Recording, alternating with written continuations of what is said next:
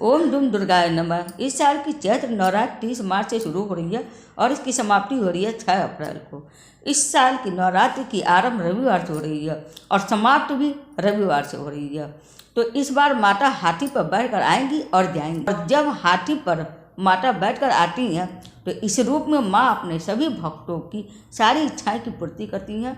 नवरात्र की प्रारंभ शुक्ल पक्ष की प्रतिपदा से होती है और चैत्र नवरात्र के पहले दिन कई शुभ संयोग बन रहा है। पहला दिन 30 मार्च को इंद्र योग जो शाम 5:54 तक रहेगा और इससे पहले पूरे दिन रहेगा।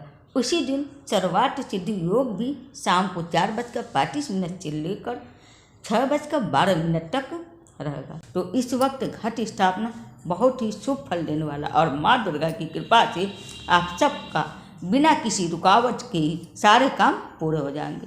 चैत्र नवरात्र के पहले ही दिन से हिंदू नववर्ष का प्रारंभ भी माना जाता है और घट स्थापना आप जब भी करते हैं तो समय का विशेष ध्यान रखिए। मध्याह्न काल, रात्रि काल यानी कि सूर्योदय के बाद 16 घटी के पश्चात यानी कि दोपहर 1 बजे के बाद आप लोग को घट स्थापना नहीं करनी चाहिए, क्योंकि वह समय वर्जित माना जाता है। घट स्थापना का मुहूर्त है सुबह 6:13 से लेकर 10:22 तक। कुल अवधि आपके पास 4 घंटे 8 मिनट है 30 मार्च को। दूसरा अभिजीत मुहूर्त दोपहर 12:01 से लेकर 12:50 तक है। इसमें आपके पास केवल 50 मिनट का ही समय है। चैत्र प्रतिपदा तिथि 29 मार्च को शाम 4:27 से शुरू हो रही है और इसकी समाप्ति होगी 30 मार्च को दोपहर 12:49 पर। तो उदया तिथि को देखते हुए 30 मार्च को ही नवरात्र का पहला दिन प्रतिपदा मनाया जाएगा और उस दिन कलश स्थापना होगा और शैलपुत्री माता का पूजा विधि विधान से किया जाएगा। इस साल की नवरात्र 8 दिनों की है। अष्टमी और नवमी एक दिन पड़ रही है, तिथि की हानि हुई है, तो इसलिए 8वें दिन की नवरात्र पड़ रही है।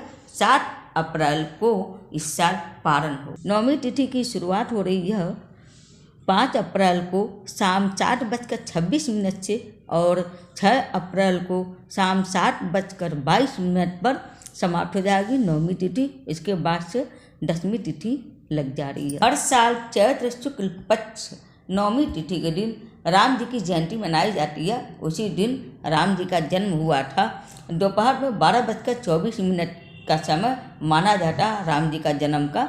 तो उस दिन पूजा का मुहूर्त का समय है 11:08 से लेकर 1:34। तो मुहूर्त के समय में आप लोग राम जी का पूजा घी का दीपक जलाकर कर सकते हैं, रामायण का पाठ कर सकते हैं और राम रक्षा स्तोत्र भी आप लोग पढ़ सकते हैं। 9 दिनों तक माता का पूजा 9 रूपों में किया जाता है।